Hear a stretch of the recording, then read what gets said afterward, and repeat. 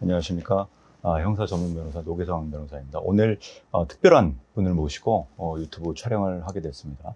저희 법무법인 해송에서 변호사님으로 활동하고 계신 박찬록 변호사님을 모시고 이제 검사 출신으로 오랫동안 근무하셨기 때문에 오늘 검사로서의 어떤 소회 그리고 변호사로서의 어떤 업무 능력이 어떤 부분이 있으신 것인지 한번 말씀을 나눠보도록 하겠습니다. 안녕하세요.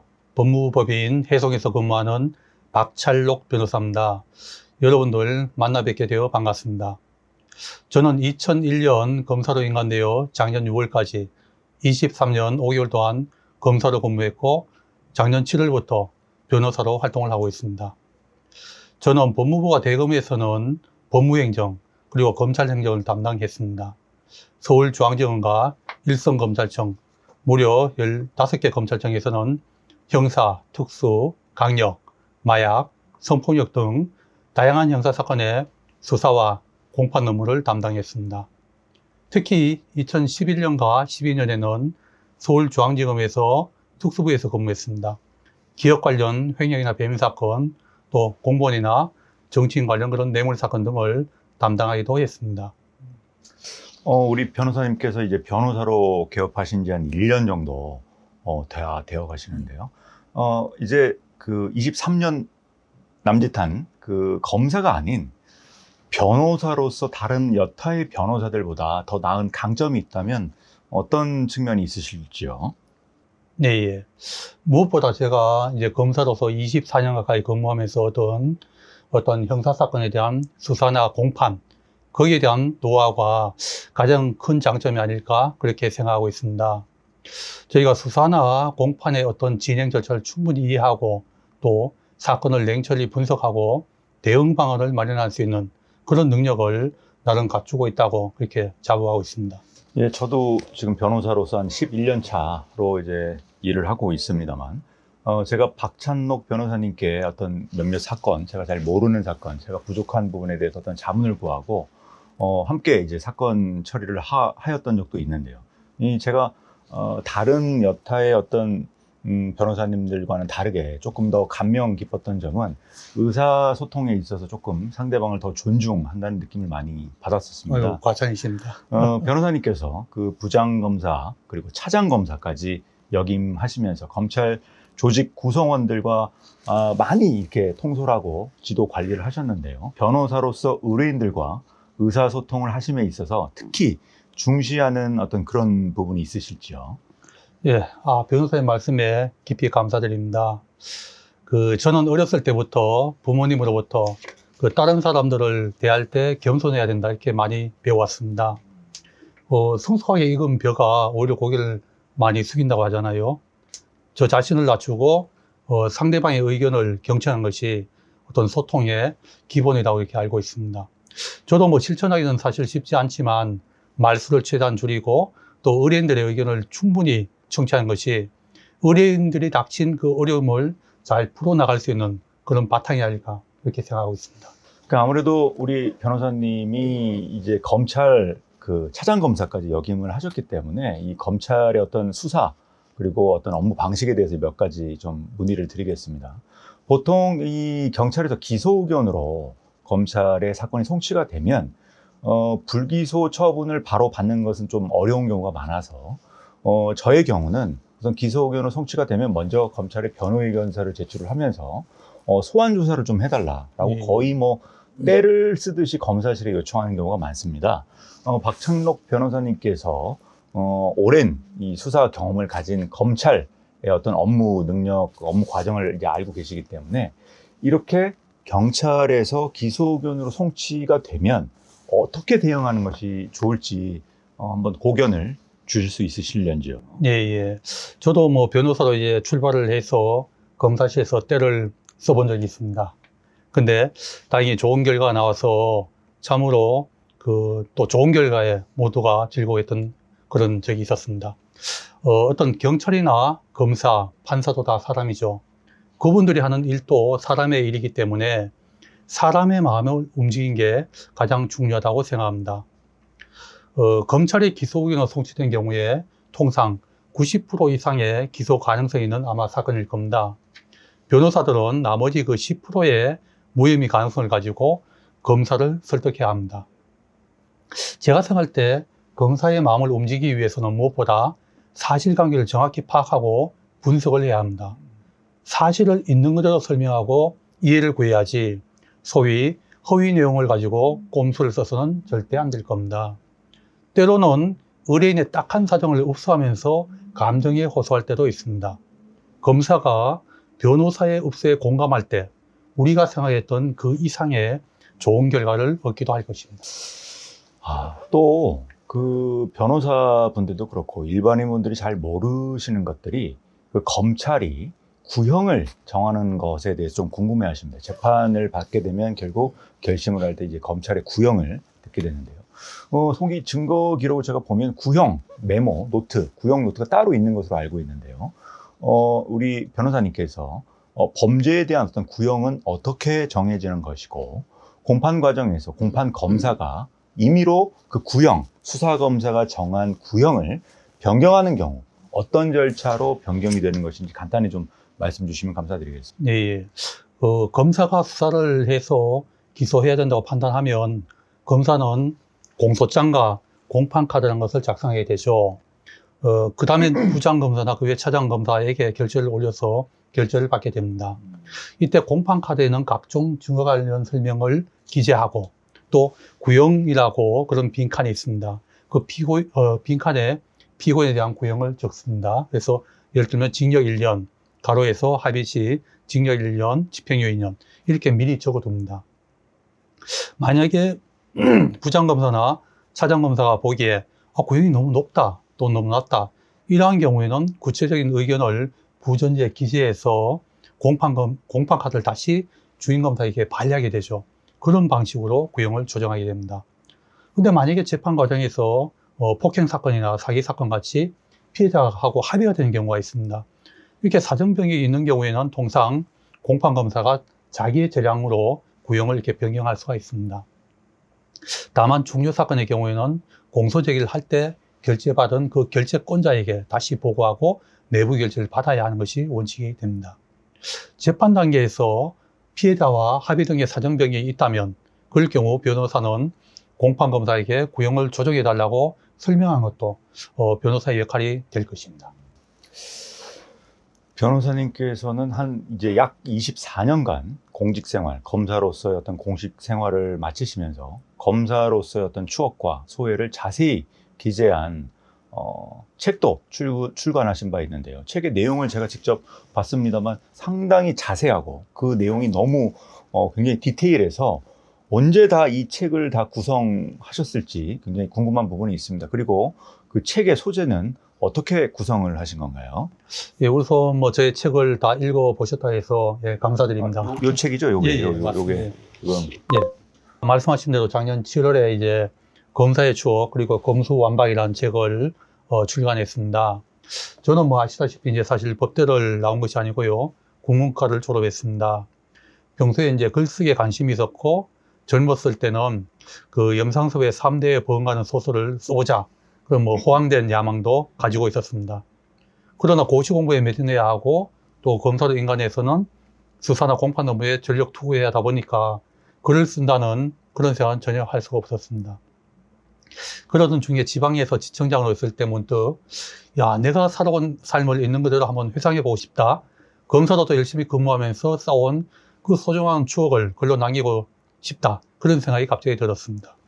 그래서 제가 이제 이 책을 쓰게 됐고 이 책의 내용을 목차를 간단히 보면 이제 검사 관련 에피소드, 그 다음에 검사의 일상, 그 다음에 유년 시절, 대학 및 군대 시절, 사법고시 합격 및 검사 임용 이런 순서로 내용을 구성했습니다.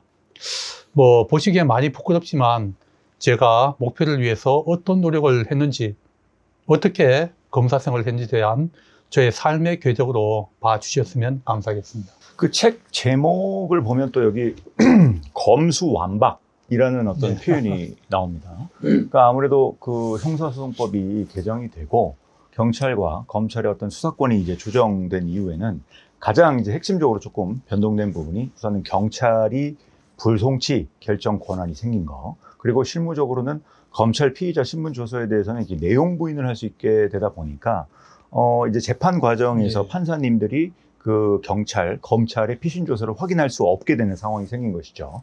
그리고 그러다 보니 검찰에서는 확실히 이 수사권 조정 이전보다는 더 피의자들을 소환 조사하지 않는 경우가 많이 발생된 것 같습니다. 제가 뭐 검찰의 내부 상황을 당연히 잘 알지는 못하지만 이렇게 그 수사권 조정 이후에는 검찰 피신을 받는 경우가 현저히 줄어들다 보니 뭐 검사들의 야근 횟수도 뭐 줄었다는 그런 얘기도 제가 예. 간접적으로 들었습니다만 우리 변호사님께서 이제 24년 동안 거의 검사로 재직을 하시면서 수사권 조정이 있은 이후에 검찰에서 수사의 강도가 어떻게 달라진 것인지 이에 대해서 조금 변호사님께서 어떻게 생각을 하시는지요? 예, 예. 제가 뭐 검찰에 근무할 때도 사실 수사권 조정 관련해서 여러 의견을 표명한 바가 있긴 합니다. 검찰의 수사권을 대폭 축소시키는 검수완박이라는 것도 국민들이 원하고 또 시대적 상황이라고 하면 받아들일 수밖에 없을 겁니다. 그런데 70년의 역사를 이어온 우리 형사사법 체계가 지금 몇 년 사이에 많이 바뀌었죠. 이렇게 충분한 사회적 논의 없이 급격하게 변경된 것에 대해서는 좀 매우 안타깝게 생각을 합니다. 과연 국민들에게 이익이 된 방향으로 변경된 것인지 의문이 일부 있을 수는 있습니다. 그런 수사권 조정의 영향으로 말씀하신 바와 같이 검찰에서 피의자나 고소인을 소환해서 조사한 경우가 확실히 줄어든 것 같습니다. 억울한 피의자나 고소인에 대해서 한 번 더 얘기를 들어보고 그 억울함을 풀어주고 또 한편 범죄에 대해서는 엄정하게 처분한 것이 저는 검찰 본연의 역할이라고 생각해 왔습니다. 근데 현재 이러한 기능이 대폭 축소된 것으로 보입니다. 아마 향후에도 형사사법 체계에 대한 논의가 계속 이어질 것으로 보입니다. 국민들의 의견을 충분히 수렴하고 무엇이 진정으로 이 국민들의 이익에 부합하는지 면밀히 검토를 해줬으면 좋겠습니다. 결국 이 수사권 조정 이후에 검찰에서 이렇게 피의자 신문 조사 자체를 안 하는 경우가 물론 뭐 전부 다 안 하는 것은 아니지만 아무래도 조금 그 횟수가 좀 줄어들다 보니 억울한 의뢰인분들, 특히나 기소견으로 송치된 것에 조금 억울한 부분이 있는 의뢰인분들 입장에서는 별다른 검찰 조사를 받아보지 못하고 그리고 별다른 상황 설명 없이 갑자기 그렇게 기소가 되어버리는 상황이 예. 종종 있습니다. 그렇죠. 그래서 네. 갑자기 그냥 문자가 띡 날라오고 예. 나는 기소가 됐다, 구공판 됐다라고 이렇게 바로 문자를 받아버리는 상황이 있는데요. 이렇게 기소견으로 송치가 됐는데 검찰에서 소환 조사가 없이 뭐 한 달, 두 달, 석 달 이렇게 조금 시간이 지연되면서 그렇게 기다리고 있다가 갑자기 기소돼 버리는 구공판으로 넘어가 버리는 그런 상황을 막기 위해서는 어떻게 대비하는 것이 좋을까요? 예, 뭐 아주 네. 좋은 지적이라고 생각합니다. 저희 의뢰인 같은 경우도 뭐 똑같은 경우를 이렇게 겪었다고 하더라고요.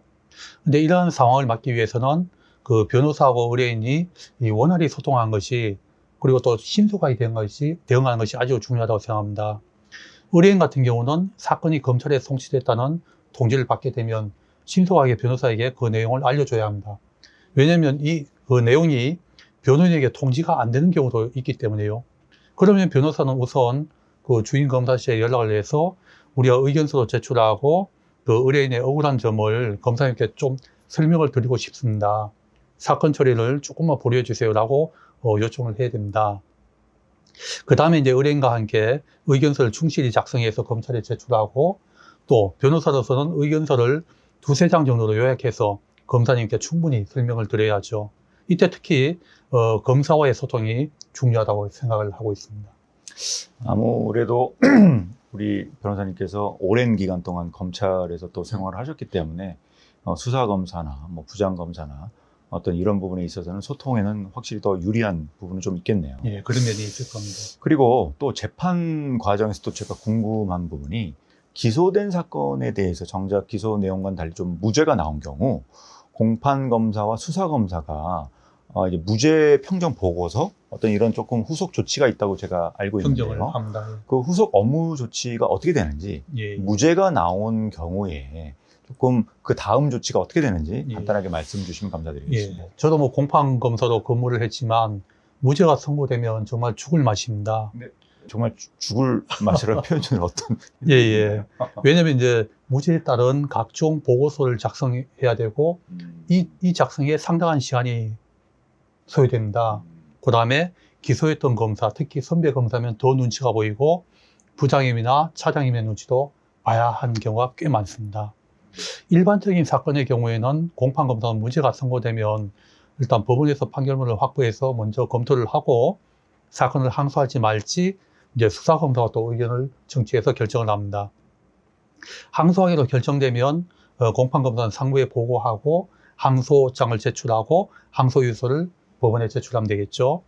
만약에 항소하지 않기로 결정되면 내부적으로 무죄 검토 보고서라는 걸 작성해서 결재를 받고 그 사건은 결국 무죄로 확정될 겁니다.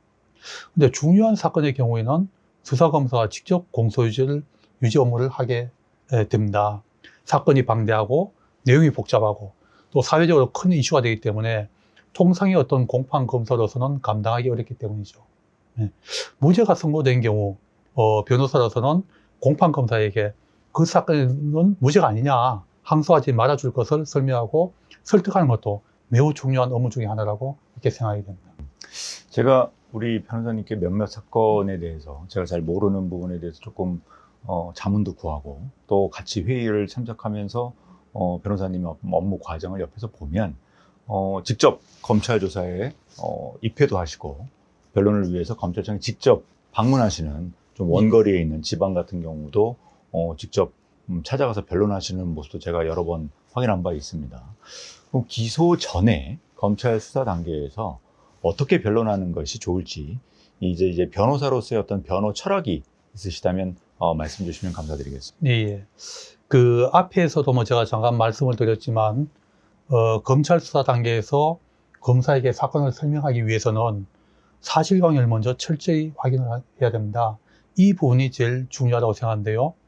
그 사실관계가 확인되면 다음으로 향후에 일어날 수 있는 어떤 여러 경우의 수를 상정해야 되죠. 그리고 그 해당 절차에서 가장 효율적이고 의뢰인에게 이익이 되는 방안을 의뢰인과 함께 소통하면서 찾아 나가야 한다고 생각합니다. 통상 검사는 수사가 생물이다, 즉 살아있는 물건이라고 표현합니다. 그러면 변호사도 생물의 움직임에 따라서 그때그때 단계별로 적절히 대응을 해야 되겠죠. 또한 검사에게 제가 볼 때는 신뢰를 주는 것이 아주 중요하다고 생각합니다. 검사로 하여금 저 변호사는 최소한 거짓말은 하지 않는다 라는 인식을 갖도록 해야 할 겁니다. 그때가 되면 검사도 변호사 주장에 귀를 기울이게 될 거고 의뢰인의 억울함도 아마 다시 한번 점검하게 될 것입니다. 변호사님께서 이제 그 24년 동안 재직하시다가 이제 1년 정도 이제 새로운 변호사로서 생활을 해 보셨는데요. 범죄 혐의를 찾는 검사로서의 입장이 아니라 이제는 억울한 의뢰인분들의 입장을 대변해서 변호하거나 조금 이 의뢰인분들의 어떤 리스크 관리를 하는 변호사로서의 업무 역할로 이제 입장이 좀 변동되었는데요. 마지막으로 이 다른 변호사들보다 우리 박찬록 변호사님의 업무 강점이 무엇인지 이 말씀 주시면 감사드리겠습니다. 예.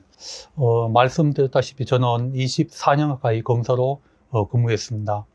경찰이나 검찰에서 하는 형사사건 수사나 그 다음에 재판에 대해서 아마 일반 변호사보다 더 잘 알고 있지 않을까 그렇게 생각을 해봅니다. 다양한 형사사건을 처리하면서 축적된 그 노하우를 저희 의뢰인들을 위해서 충분히 활용할 수 있을 거로 생각합니다. 저희들에게 사건을 맡겨주신다면 여러분들의 억울함을 풀어드리고 최상의 결과를 얻을 수 있도록 최선을 다하겠습니다. 예, 감사합니다. 오늘은 그 박찬록 변호사님을 모시고 어떤 업무 처리를 전반적으로 하실 수 있는지 변호사님 어떤 강점 그리고 어떤 변호사로서의 어떤 철학 그런 부분을 간단히 들어봤습니다. 이 영상을 보시고 업무 관련 어떤 내용으로 문의를 주실 분들이 있으시면 저와 우리 박찬록 변호사님께 연락을 주시면 필요한 업무 도움을 드릴 수 있도록 하겠습니다. 감사합니다. 감사합니다.